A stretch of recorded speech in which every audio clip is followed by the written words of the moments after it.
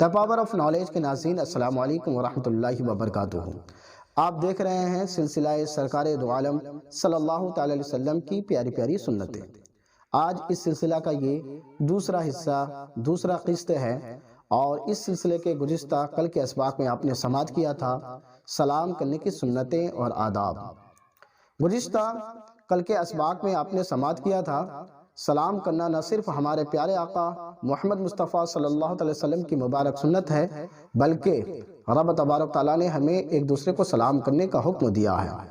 اور جب حضرت آدم علیہ السلام کی تخلیق ہوئی، روح پھونکا گیا، تو اللہ تبارک تعالیٰ نے بھی حضرت آدم علیہ السلام کو سلام کرنے کا حکم دیا کہ تم فرشتوں کی جماعت کو سلام کرو۔ اور حضرت ابراہیم علیہ السلام کے پاس جب معصوم فرشتے آئے تھے تو فرشتوں نے بھی حضرت ابراہیم علیہ السلام کو سلام کیا تھا، اور حضرت ابراہیم علیہ السلام نے فرشتوں کے سلام کا جواب بھی دیا تھا۔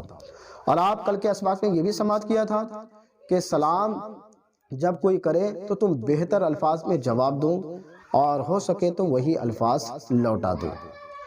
اور آج اس سلسلے کے دوسرے بھاگ میں بھی آپ سماعت کریں گے سلام کرنے کی سنتیں اور آداب کا اگلا حصہ۔ میرے پیاروں اور محترم اسلامی بھائیوں، سلام کیا ہے؟ سلام اللہ تبارک تعالیٰ کے صفاتی ناموں میں سے ایک نام ہے۔ جب آپ قرآن پاک کھولیں گے تو شروع ہی میں آپ کو اللہ عز و جل کے 99 صفاتی نام آپ کو دیکھنے کو ملے گا: رحمان، رحیم، مالک، قدوس، قیوم، ستار، غفار۔ تو اسی طرح سے سلام بھی اللہ تعالیٰ کے صفاتی ناموں میں سے ایک نام ہے۔ تو جب کوئی انسان کسی کو سلام کرتا ہے تو گویا وہ ایک طرح سے اس کے حق میں دعائے خیر کرتا ہے۔ مثلا کسی نے کسی کو کہا السلام علیکم ورحمۃ اللہ وبرکاتہ ومغفرتہ، اس کا مطلب یہ ہوا کہ تم پر اللہ کی سلامتی ہو، اور اس کی رحمت ہو، اور اس کی برکتیں ہوں، اس کی مغفرت ہو۔ تو سلام کرنے سے گویا ایک مومن کے حق میں دعائے خیر کرنا ہوتا ہے، اور جب کوئی انسان کسی کو جواب دیتا ہے تو گویا وہ بھی اس کے حق میں سلامتی کے لیے، خیر خواہی کے لیے، اللہ تعالیٰ کی مغفرت اور ان کی رحمت کے لیے دعا کرتا ہے۔ اس لیے ہم کو سلام کرنا چاہیے۔ سلام ہمارے آقا صلی اللہ علیہ وسلم کی بہت ہی مبارک اور پاکیزہ سنت ہے۔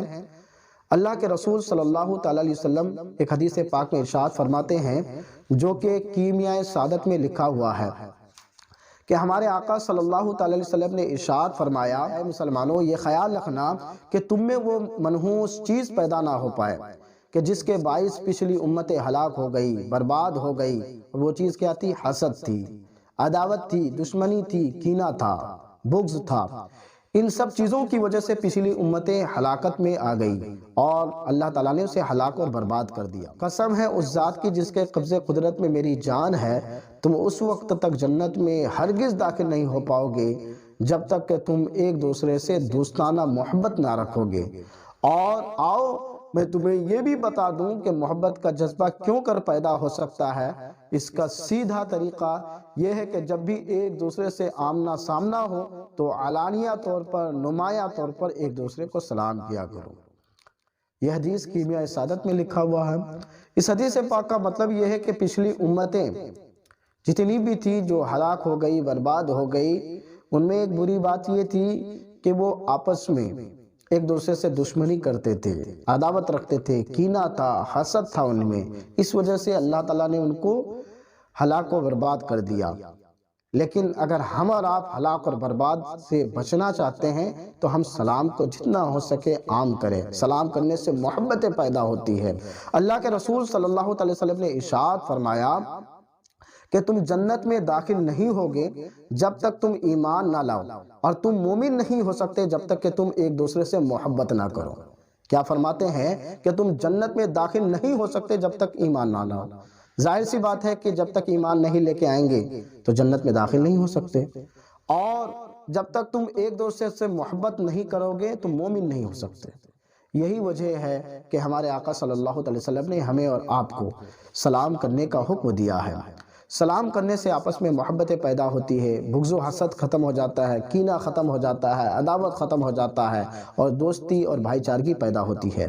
یہی وجہ ہے کہ ہمارے آقا صلی اللہ علیہ وسلم نے ہمیں اور آپ کو سلام کرنے کا حکم دیا ہے۔ اور ہمارے آقا صلی اللہ علیہ وسلم نے ہمیں ایک نسخہ دیا ہے۔ کیا نسخہ دیا ہے کہ اگر تم ایک دوسرے سے محبت کرنا چاہتے ہو تو اپنے درمیان سلام کو عام کرو، اور یہ حدیث مسلم شریف کی حدیث ہے میرے دوستوں۔